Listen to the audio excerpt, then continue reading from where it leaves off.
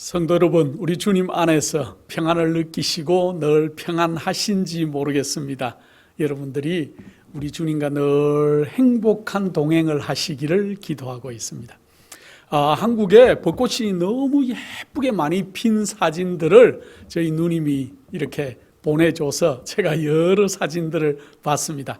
한국에도 정말 아름답게. 근데 특이한 게 한국에는 그 밤에 조명을 잘 설치하고 밤에 이렇게 벚꽃 구경들을 가는 모습을 제가 봤습니다. 근데 너무 아름답다는 생각을 했습니다. 이 아름다운 계절에 우리 주님과 아름답게 동행하는 우리 성도님들 되시기 바랍니다. 우리 주변에 일어나고 있는 일들은 아름다운 일이 별로 없어요. 지금 여러분들의 가장 큰 관심사, 걱정은 무엇입니까? 개인의 걱정이 있고 가정들의 걱정이 있지만은 지금 온 나라 국가들은 지금 관세 전쟁으로 정말 골머리를 앓고 있습니다. 이 왜 이럴까요? 미국의 트럼프가 취임하고 난 뒤 미국 트럼프 2기 정부는 지금 이건 이루 형용할 수 없는 이상한 일들을 계속하지요. 한국에도 25%의 관세를 매기겠다. 또 어떤 나라는 35%를 매기겠다. 중국에는 이렇게 60% 매기겠다, 70% 매기겠다가 아니고 아예 104%를 매기겠다. 그래서 희한한 일이 있다 그러죠. 중국 식당에서 미국 사람에게는 밥값을 104%로 올려서 받겠다. 그렇게 이렇게 포스테이지를 적어 놓은 식당도 있다고 하는 우스갯소리가 뉴스에 나오는 걸 들었습니다. 이 일들이 왜 이럴까요? 지금 미국은 사실은 기축통화, 여러분들 그런 말씀을 많이 들었죠. 우리 경제용어로 하는 얘기지만은 이 전 세계 화폐를 이제 조종할 수 있는 기축통화국이 이제 미국이죠. 그래서 미국의 달러가 모든 것들을 대별하는 그런 시대에 우리가 지금 살고 있습니다. 그런데 미국은 기축통화국이기 때문에 자기 나라에서 불편하면은 계속 달러를 찍어내면 되지 않느냐. 많은 사람들이 주장하지만은 그동안은 여러 수십 년을 그렇게 미국이 진행해 왔습니다. 그런데 실제로 그렇게 해보니까 미국의 경제는 굉장히 성장이 느리고 또 미국에 사는 많은 사람들이 전 세계의 모든 것들을 미국민들의 세금으로 부담을 하는 지경에 이르렀습니다. 왜냐하면 어느 나라에서 전쟁이 났다. 그러면 중동에 전쟁이 났는데 어디가 참여합니까? 미국이 가서 그걸 조종하고 미국의 군사력을 보내고 미국의 세금을 투입하는 거죠. 또 어느 나라의 경제가 안 좋아졌다. 그럴 경우에도 미국이 돈을 보내고 그것을 조종하고 밸런스를 맞추는 역할을 그래서 수십 년을 해왔습니다. 그런데 이제 트럼프가 들어서서는 그 일을 하지 않겠다는 데 주 목적이 있습니다. 그래서 이제는 미국 주도로 모든 것을 하겠다. 그래서 이제까지 미국이 다 부담하던 모든 것들을 당신들도 같이 부담하자.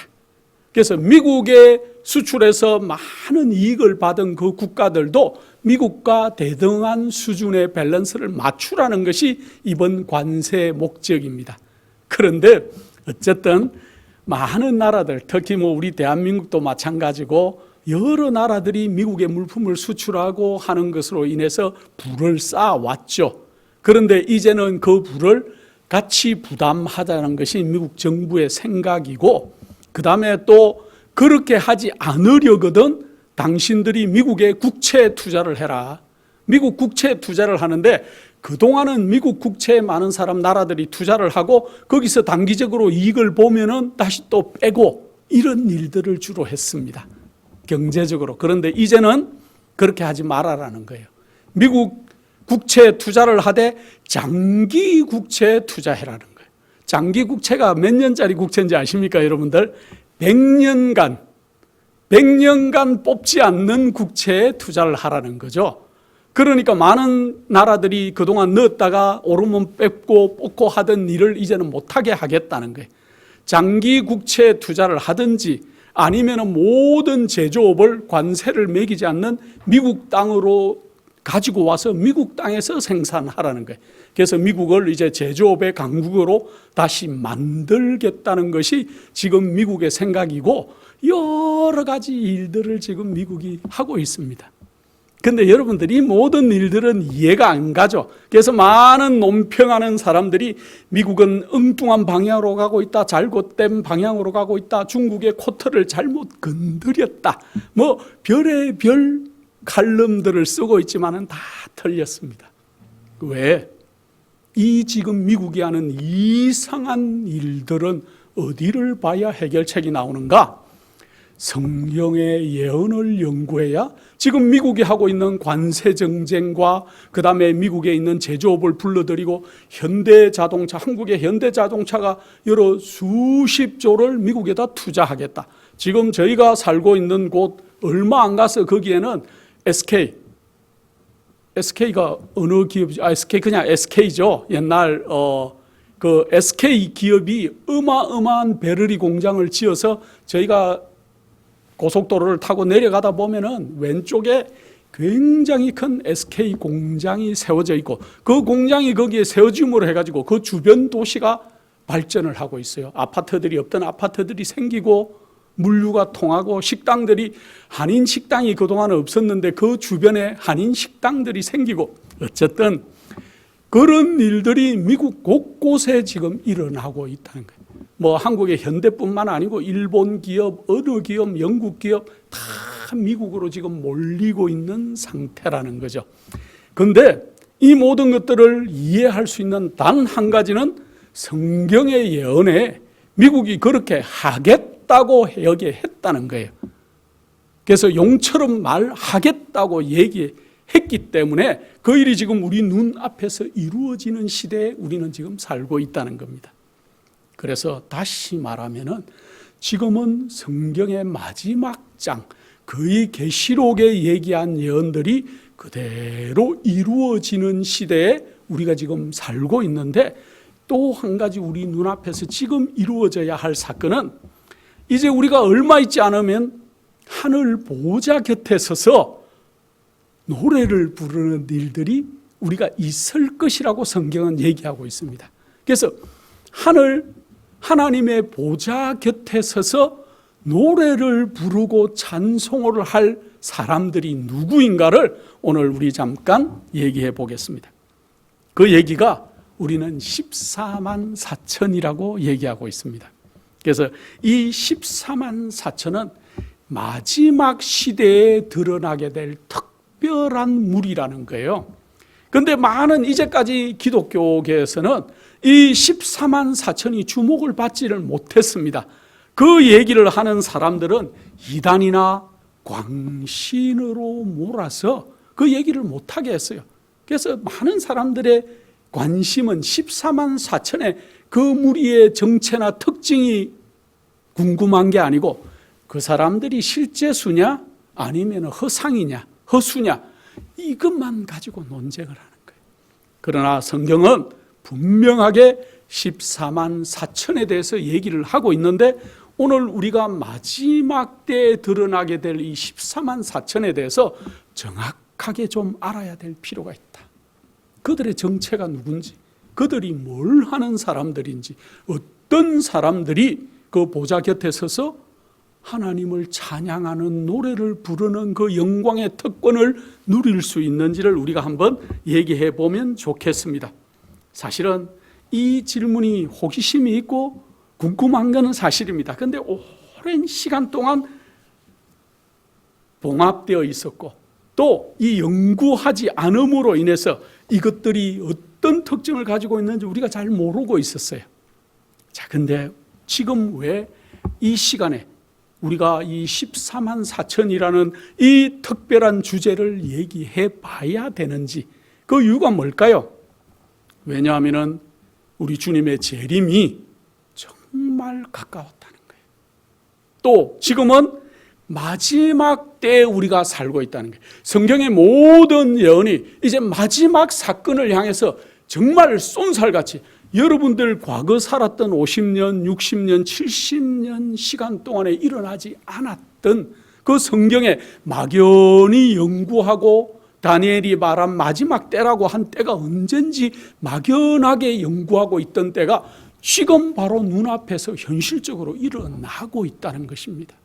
그래서 지금은 우리가 좌를 볼 것도 아니고 우를 볼 것도 아니고 정말 하늘을 향해서 우리가 머리를 들어야 될 때고, 우리 주님의 재림이 정말 가깝다는 것을 몸소 느끼고 이 성경을 한번 연구해 봐야 될 것입니다.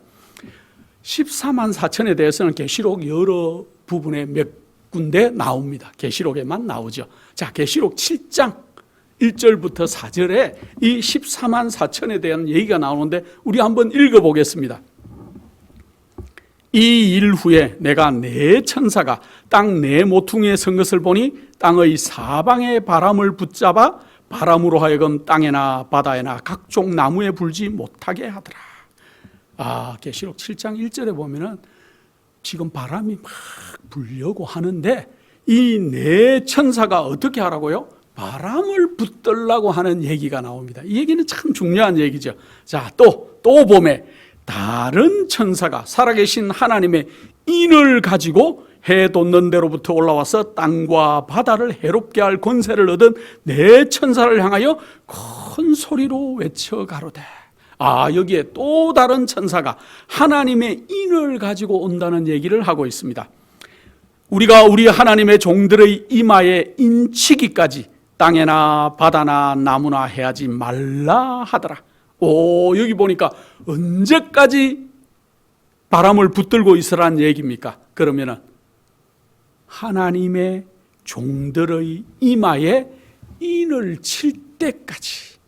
너무 중요한 얘기입니다. 우리가 기억을 하자고요. 내가 입맞은 자의 수를 들으니 이스라엘 자손의 각 지파 중에서 입맞은 자들이 14만 4천이니 여기에 14만 4천이 드러나는 거예요. 네 천사가 지금 이제 사방의 바람을 붙잡고 있어요. 바람이 막 불려고 하는데 일단 붙들고 있습니다. 마지막 때. 자, 그런데 다른 천사가 나타나서 언제까지 붙들어라, 그것을 아직 하나님의 입맞은 자의 수가 찰 때까지. 그러니까 다른 말로 하면은 그 입맞은 자의 숫자가 차버리면 어떻게 되겠다는 거예요? 세상의 바람이 다 놓여서 온 세상의 바람이 불겠다는 얘기예요. 이 계시록 7장 1절과 4절만 읽어도 지금 우리가 어떤 때에 살고 있는지를 정확하게 알 수 있다는 거예요. 또 다른 성경절 14장 1절 계시록. 또 내가 보니 보라 어린 양이 시온산에 섰고 그와 함께 14만 4천이 섰는데 그 이마에 어린 양의 이름과 아버지의 이름을 쓴 것이 있도다. 이 성경절은 너무나 중요하고 감사한 얘기예요. 어디에? 어린 양이 시온산에 섰다. 그런데 그와 함께 14만 4천도 섰는데 그 이마에 이 말은 주로 뭘 상징합니까? 우리의 생각, 우리의 품성, 우리의 기질, 이런 것들을 다 통틀어서 우리의 이마에 그런 것들이 표현된다고 성경은 얘기합니다. 그런데 거기에 뭐가 쓰여 있더라고요? 어린 양의 이름과 아버지의 이름이 쓰여 있다. 나중에 제가 뒤에 출애굽기에 대해서 얘기할 때 얘기하겠지만 하나님의 이름, 예수의 이름이라는 것은 한마디로 말하면은 예수 그리스도의 품성, 하나님의 품성을 얘기한다는 것들을 우리는 알아야 될 것입니다. 자, 또 14장 3절에 이렇게 얘기합니다. 저희가 보좌와 내 생물과 장로들 앞에서 새 노래를 부르니 땅에서 구속함을 얻은 14만 4천인 밖에는 능히 이 노래를 배울 자가 없더라. 이 성경절을 곧이곧대로 들으면은 얼마나 14만 4천은 특권을 가진 무리인지 모르겠습니다. 영광스러운 무리지요. 왜? 그들이 하나님의 보좌와 그 보좌 주변에서 뭘 부르겠다는 거예요? 구속함을 입은 그 놀라움을 찬양하는 무리에 들어있을 것이다. 여러분들 그 자리에 같이 있고 싶지 않으십니까? 저는 소망이 있다면은 이 14만 4천의 무리 속에서 저도 찬양을 한번 하는 것입니다. 저는 노래하는 것을 좋아했고 찬양하는 것을 좋아했고 찬양 지휘도 오랫동안 해봤고, 그래서 이 찬양을 한다는 것이, 합창을 한다는 것이 얼마나 아름다운 행위인지를 저는 잘 알고 있습니다. 그런데 가끔씩 너무 잘하는 합창단들, 안산 시립합창단, 옛날에 인천 시립합창단, 그런 곳들의 찬양하는 모습을 보면은 저도 그곳에 가서 좀 한 테너 파트에 서가지고 노래 좀 한번 해봤으면 소원이 없겠다. 또 어떨 때 노래 잘하는 성악가들이 모여있는 찬양대를 제가 한번 거기 지휘를 한번 해봤으면 얼마나 영광스러울까, 저는 그런 꿈을 가끔 꾸기도 했었습니다. 그런데 그거보다 더 영광스러울 자리가 어디라고요? 하늘 14만 4천의 찬양대 속에 여러분과 제가 그 자리에 서서 하나님을 찬양한다면은 그것보다 영광스러운 일이 있을까요? 그 일이 14만 4천들이 하는 일이라는 거예요. 그래서 이 성경절 한 서너 가지 성경절들을 종합해 보면은 이 14만 4천은 뭐와 관련이 있는가? 마지막 때와 관련이 있다는 것들을 우리가 잘 알고 있습니다. 왜냐? 여기 14만 4천은 사방에 바람이 놓이기 전 마지막 심판의 바람이 불려고 하는 시점에 등장하는 무리가 14만 4천이라는 거예요. 그 다음에 또 천사가 말하기를 하나님의 살아계신 하나님의 인을 치려고 하는 시점에 누가 등장해요? 14만 4천이 등장하는 거예요. 그리고 하나님의 마지막 심판과 멸망이 오기 직전에 등장하는 그러한 한 무리가 14만 4천이라는 거예요. 그래서 이 14만 4천은 마지막 때와 필히 관련이 있는 사람이라는 것을 우리는 너무나 잘 알고 있습니다. 또 계시록 13장에 보면은 짐승의 우상과 짐승의 표 환란에 대해서 얘기를 하는데, 이 14만 4천은 14장을 유추해 보면은 필히 13장의 짐승의 표 환란과 짐승의 우상의 그러한 어려움을 다 이기고 나온 사람들이라는 걸 우리는 함축적으로 또 알 수가 있다는 거죠. 그래서 마지막 때 심판과 재림과 구속의 이 세상 역사는 마지막 때와 관련이 굉장히 많다는 것들을 우리가 알아야 됩니다. 그래서 성경은 마지막 때에 일어나는 그 14만 4천을 마지막 때, 그래서 last generation이라고 영어로 우리가 그렇게 얘기하죠. 그래서 우리는 마지막 주자예요. 릴레이 경기를 할 때도 마지막 주자가 중요해요. 설령 세 번째 주자까지 이렇게 막 엎치락 뒤치락 했더라도 마지막 주자가 바톤을 잘 물려받고 골인 지점에 들어가면은 우승할 수 있죠. 성경의 세상의 스포츠에서도 마찬가지로 우리는 이제 마지막 바톤을 이어받는 마지막 세대라는 거예요. 그래서 남은 무리, 마지막 세대라는 말과 남은 무리라는 말은 굉장히 연관성이 많아요. 여자의 남은 무리, 좀 이따 나오죠. 자, 이 남은 무리라는 얘기는 영어로 얘기하면 렘넌트라고 그래요. 렘넌트. 근데 이 뜻이 뭐냐 하면은 전이 큰 것이 있는데 그 전의 마지막 짜투리, 마지막 남은 조각을 우리는 영어로는 렘넌트라 그래요. 그래서 마지막 천, 큰 천의 본질과 똑같지만은 마지막에 속해 있는 짜투리 천이 바로 렘넌트. 그래서 성경은 남은 무리다, 그렇게 속합니다. 말을 합니다. 처음 가졌던 모든 하나님에 대한 진리와 계명과 모든 사상과 품성을 그대로 이어받은 남은 무리, 마지막 세대. 그래서 마지막 세대는 마지막 때에만 일어났다고 마지막 세대가 아니고 남은 무리가 마지막 세대라는 거예요. 자, 계시록 12장 7절 17절, 용이 여자에게 분노하여 돌아가서 그 여자의 누구? 남은 자손. 여기 분명하게 나와요. 그 여자의 남은 자손, 곧 하나님의 계명을 지키며 예수의 증거를 가진 자들로 더불어 싸우려고 바다 모래 위에 섰다. 그래서 이 마지막 백성은 남은 무리하고 상관성이 굉장히 많아요. 여러분은 남은 무리에 속하신 분들입니까?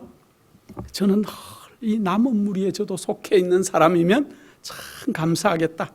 그런 기도를 많이 합니다. 자, 그런데 이 남은 무리의 특징이 뭐라고요? 하나님의 계명을 지키며 마지막까지 견디는 믿음, 예수의 증거. 예수의 증거는 또 다른 말로 우리가 다른 시간에 하겠지만 대언의 영이다, 이런 성경절이 나오지만 어쨌든 같은 사람이라는 거예요. 그래서 계시록 14장 12절 중요한 말입니다. 성도들의 인내가 여기 있나니 저희는 하나님의 계명과 예수 믿음을 지키는 자니라. 14만 4천은 하나님의 계명을 지키는 무리예요. 또 예수 그리스도께서 가지셨던 믿음을 마지막 때 그대로 간직하는 무리가 바로 14만 4천이라는 거예요. 그래서 요한계시록 7장에 살아계신 하나님의 인을 가지고 올라오는 천사가 사방에 바람을 붙들고 있는 천사들에게 큰 소리로 외치면서 당부하지요. 우리 하나님의 종들의 이마에 인치기까지 바람을 아직은 놓지 마라. 지금은 거의, 그런데 영감의 글에 보면은 바람을 붙들고 있는 손들이 느슨해진다 그래서 사방에서 이제 바람이 조금씩 불기 시작해요. 그 말은 다른 말로 하면 무슨 말일까요? 여러분과 저는 알 수 없지만 세계 곳곳에 하나님의 입맞은 자의 숫자들이 차가고 있다는 거예요. 그래서 이마에 뭐가 있다고요? 어린 양의 이름과 아버지의 이름이 있다. 그래서 입맞은 자의 숫자 14만 4천의 특징은 하나님의 인을 맞은 사람들인데, 이 14만 4천이 받았다는 그 인이 뭘까? 여러분, 인 그러는데 인이 뭘까요? 영어로는 seal이라 그래요. seal. 도장을 팍 찍는 걸 우리는 시를 한다. 옛날에, 요즘은 우리가 편지하면은 뭐 풀로 가지고 붙여서도 하고, 풀이 없으면 침도 붙여서 이렇게 쫙 봉투를 봉하지만은 예전에는 그렇지 않았죠. 중요한 문서나 중요한 것들을 보낼 때는 이렇게 밀랍으로 된 초 같은 것을 착 녹여서 이렇게 그 위에 붓고 자기의 인장, 도장 같은 거를 꾹 눌렀습니다. 그러면은 그게 실이 딱 되는 거예요. 자, 그런데 그 도장에는 뭐가 있었습니까? 그 사람의 이름이 들어가 있었어요. 누구다? 누구의 도장이다? 뭐 루이 14세 뭐 이러면 그 도장을 꾹 누르면 거기 표에 영국 루이 14의 인장이다. 뭐 어떤 영주가 찍었으면 어떤 영주의 것이다. 그것이 표시가 다 되어 있었습니다. 하나님의 인을 받은 사람은 하나님의 소유라는 거예요. 그죠? 누구, 아무개는 내 소유다 하고 이제는 마지막에 도장을 찍겠다는 거예요. 여러분들, 하나님의 인을 맞는 사람이면 좋겠지요. 자, 그런데 그 소유물이라는 특별한 표시, 어떤 표시요? 어린 양이신 예수 그리스도의 성품과 정신을 가진 사람들, 이는 내 백성이다 하고 도장을 찍는 거예요. 또 하나님의 아버지의 사랑과 자비의 성품이 온전하게 그 사람 속에서 구현되는 사람들에게 이 사람은 이제 옛날 에녹처럼 이 땅에 살지만은 그냥 너는 내 백성이다, 하늘로 올라가서 나와 살자 하고 데리고 올라가셨던 그러한 에녹처럼 내 사람이다 하고 하나님이 마지막 백성들에게 표시를 하는 거예요. 그 표시가 뭐라고요? 우리의 성품 속에서 뭐가 나와야 된다? 예수 그리스도의 성품과 하나님의 사랑과 계명을 순종하는 그러한 것들이 내 마음속에 잘 구현이 되고 그렇게 딱 존재가 될 때 하나님께서는 이 사람은 내 백성이다 하고 도장을 옛날 왕들이 찍듯이, 성주가 찍듯이 우리에게 도장을 팍 찍는다는 것이 하나님의 인이라는 거예요. 그래서 하나님의 성품과 정신이 그대로 표현된 하나님의 계명을 지키는 자들이 받게 되는 것이 하나님의 인이고, 사단의 모든 시험과 마지막 환난의 시련들을 통과하고 하나님의 능력으로 이 모든 것들을 이긴 사람들을 마지막 백성이다, 렘넌트. 그래서 마지막 처음부터 내려오던 그 유수한 모든 무리들 속에 남아있는 고유한 나의 백성이다 하고 찍는 것이 하나님의 인이라는 거예요. 출애굽기 33장과 34장에 보면은 참 재밌는 스토리가 나오죠. 하나님이 하나님의 입으로 직접 본인이 어떤 분이다 하고 드러내는 장면이 나오죠. 모세가 이제 여호와 하나님을 만나서 이제 출애굽기 33장 18절에 이렇게 합니다. 모세가 가로되 원컨대 주의 영광을 내게 보이소서. 그렇게 하니까 19절 여호와 하나님께서 이렇게 합니다. 여호와께서 가라사대 내가 나의 모든 선한 형상을 네 앞으로 지나가게 하시고 여호와의 이름을 내 앞에 반포하리라. 나는 은혜로운 자에게 은혜를 주고 긍휼히 여기는 자에게 긍휼을 베푸느니라.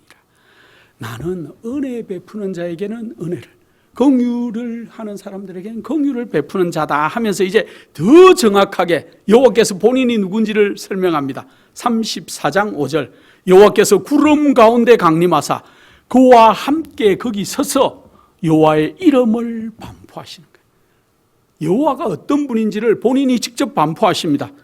6절 여호와께서 그의 앞으로 지나시며 반포하시되 여호와로라 여호와로라 자비롭고 은혜롭고 노하기를 더디하고 인자와 진실이 많은 하나님이로다. 하나님은 어떤 분이라고요?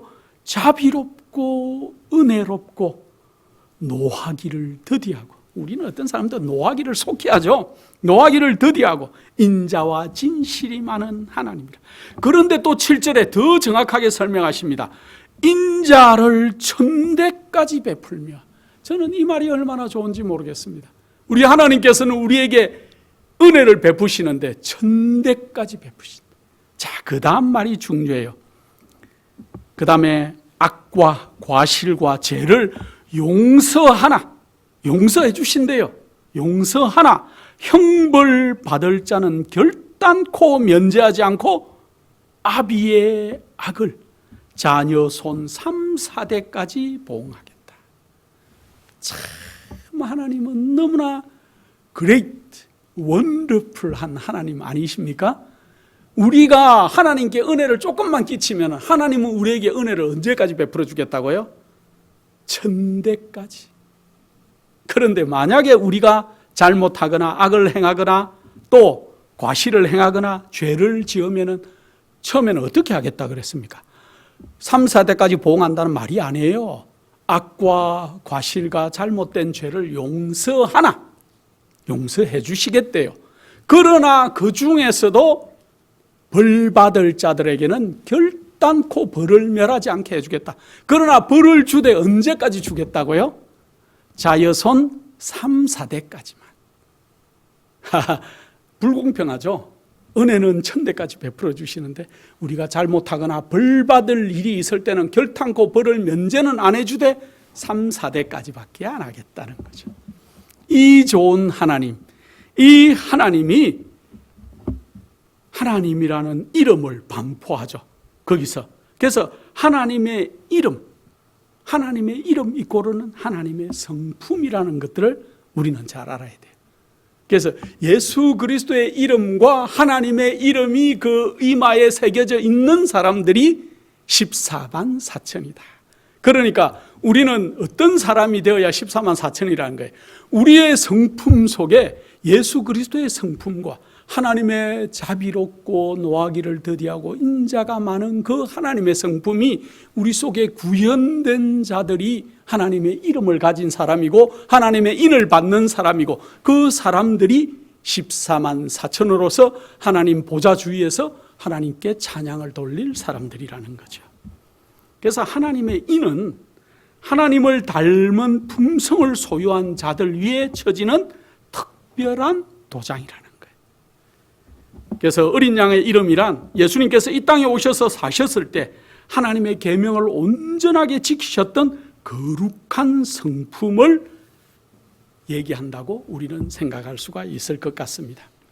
그래서 마지막 살아계신 하나님의 인을 받는 사람들의 특징은 회개하고 성령의 인을 받고 나서 매일 자기를 죽이는 사람. 여러분들 매일 자기를 쳐서 하나님의 계명과 예수 그리스도의 사랑 앞에 복종하는 삶을 살고 계십니까? 순간순간 우리가 잘못된 생각들이 올라오죠. 의로운 분노가 치밀어 오를 때도 있습니다. 그러나 우리가 그 모든 것들을 매일매일 쳐서 자아를 죽이는 그러한 사람들이 되어야 될 것이요. 또 성령을 통하여 예수께서 마음에 내재하시는 경험, 예수님이면 어떻게 했을까? 그래서 나도 예수님 같은 품성을 좀 가지고 있으면 어떨까 하는 마음으로 늘 살아야 돼요. 그런 사람들이 늘 성장하죠. 성장하다가 결국에는 아름다운 그리스도인의 열매를 맺는 그런 사람들, 이런 사람들이 하나님의 인을 받은 사람들의 특징이라는 거예요. 우리가 이제 봄이 지나거나 여름이 되면 과실이 맺을 것 같죠. 우리의 신앙도 이제 점점 잎이 무성해지고 줄기가 튼튼해지고 그러다가 열매가 맺히고 그 열매가 풍성하게 열리는 그러한 믿음의 그러한 사람들이 그렇게 되어야 될 것입니다. 그래서 살아계신 하나님의 인은 예수님께서 재림하기 직전에 사는 마지막 성도들에게만 해당되는 것이죠. 모든 죄를 극복하고 마지막 늦은 비 성령을 받아 바벨론을 향해서 이제 큰 소리를 외침을 할 때 거기에 동참하는 자들 위에 쳐지는 것이 하나님의 인이라는 거예요. 그래서 하나님의 능력으로, 나의 능력이 아니고 하나님의 능력으로 계명을 순종하는 그러한 사람들에게 쳐지는 것이 14만 4천이고 시 하나님의 인이라는 거예요. 그래서 14만 4천은 마음과 정신에 하나님의 계명이 딱 기록되어 있는 사람들, 또 새 언약의 경험을 한 사람으로 죄를 승리하는 사람들일 것이다. 그래서 이마에 하나님의 인이 쳐지는, 이 땅에서는 이제 죄와 상관이 없는 삶을 사는 그러한 자들이에요. 자, 마지막으로 이 14만 4천은 계시록 15장 1절로 3절에 이렇게 표현하고 있습니다. 또 하늘에 크고 이상한 다른 이적을 보매 일곱 천사가 일곱 재앙을 가졌으니 곧 마지막 재앙이라. 하나님의 진노가 이것으로 마치리로다. 또 내가 보니 불이 섞인 유리바다 같은 것이 있고 짐승과 그 유상과 그 이름의 수를 이기고 벗어난 자들이 유리바닷가에 서서 하나님의 검은고를 가지고 하나님의 종 모세의 노래, 어린 양의 노래를 불러 가로되 주 하나님 곧 전능하신 이시여 하시는 일이 크고 기이하시도다. 만국의 왕이시여 주의 길이 의롭고 참되시도다. 14만 4천은 마지막에 어떤 사람이라고요? 짐승의 우상과 그 이름의 수를 이긴 사람이다. 계시록 13장에도 나오지만은 짐승의 표 환란을 승리한 사람들, 누구의 이름으로? 예수 그리스도의 이름으로 하나님의 품성과 하나님의 계명으로 그 모든 것들을 이기고 승리한 사람들에게 마지막 하나님 주변에서 모세 노래, 어린 양의 노래를 부르는 특권을 가질 백성이라고 설명하고 있습니다. 그래서 이 마지막 불이 섞인 유리바닷가에 서서 하나님을 찬양하는 그러한 무리에 여러분과 제가 다 참여하면 얼마나 좋겠습니까? 이 사람들이 마지막 시대에 구원을 받을 사람들이 틀림없을 것입니다. 그 다음에 이 마지막 시대에 구원을 얻은 사람들은 짐승의 우상과 우상의 표를 거지하고 승리한, 곧 짐승의 표 환란을 견디고 승리한 사람들이라는 것들을 우리가 알 수 있습니다.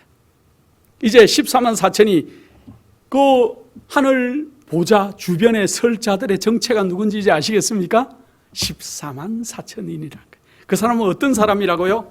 하나님의 인을 받을 사람들, 하나님의 품성을 간직함으로 이 사람은 내 백성이다 하고 하나님의 계명을 지킴으로 딱 도장을 받을 사람들, 회개하고 매일 자아가 죽는 경험을 하는 사람들, 또 성령을 통해서 마음에 예수 그리스도의 마음을 경험하는 사람들, 또 그리스도의 장성한 분량으로 자라나서 이제는 열매를 맺는, 내가 정말 참 그리스도인으로서의 아름다운 열매를 맺고 남들에게도 그것을 전해줄 수 있는 마지막 백성들, 하나님의 능력으로 계명을 지키고 승리하는 경험을 하는 사람들이 마지막에는 짐승의 표 우상과 그 짐승의 표 환란을 이기고 승리하게 될 것이라는 이 사람들이 14만 4천인이고 하늘 보좌에 설 그러한 자들의 정체라는 거예요. 그 무리에 다 포함되기를 원치 않으십니까? 그곳에 가서 함께 우리가 어린 양의 노래, 모세의 노래를 부르는 놀라운 자리에 여러분과 제가 그 자리에 있기를 간절한 마음으로 축원합니다. 거룩하신 아버지 하나님, 우리에게 이렇게 맑은 진리의 말씀을 주심으로 인해서 감사를 드립니다. 우리가 변하기를 원하고 죄와 상관없는 살기를 원하며 또 마지막 살아계신 하나님의 인을 받아서 하나님 보좌 곁에서 모세의 노래와 어린 양의 노래를 부르기를 원하오니 저희를 기억하여 주시옵소서. 아버지 하나님, 한 주일 사는 동안 우리가 죄를 승리하는 경험과 남들에게 그리스도의 사랑을 전파하는 그리스도의 놀라운 본분을 다하는 자들로 자라갈 수 있도록 도와주시옵기를 사랑이 많으신 예수 그리스도 이름으로 기도드립니다.